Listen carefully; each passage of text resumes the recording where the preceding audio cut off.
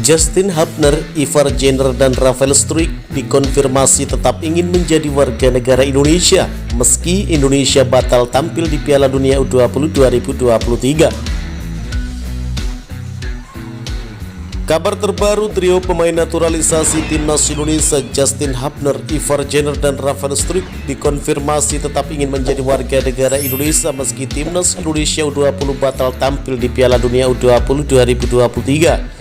Hal ini dikonfirmasi langsung oleh mantan utusan PSSI Hamdan Hamadan.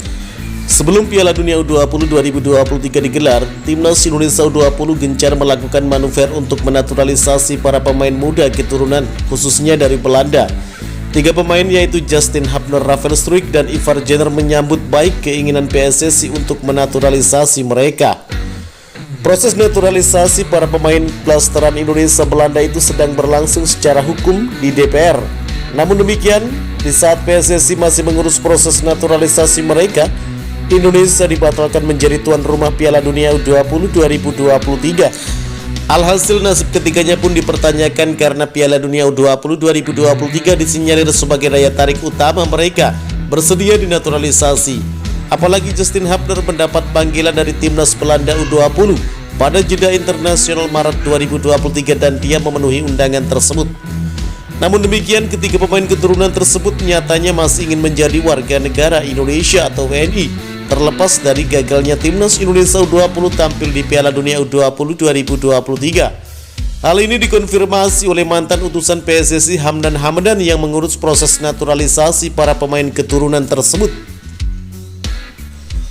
Bagi yang menanyakan apakah trio naturalisasi Justin Hubner, Rafael Struijk, dan Ivar Jenner masih ingin membela timnas Indonesia, jawabannya adalah iya, ucap Hamdan Hamadan dalam caption pada unggahan terbarunya di Instagram _hamdan.hamadan.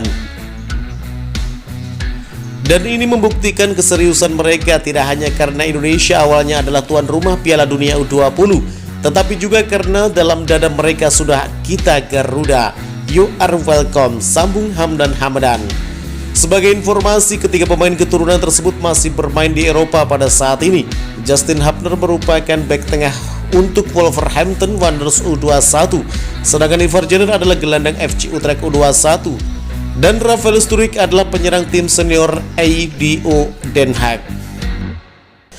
Bagaimana menurut kalian? Jika suka dengan video ini, nantikan video kami selanjutnya dan salam olahraga.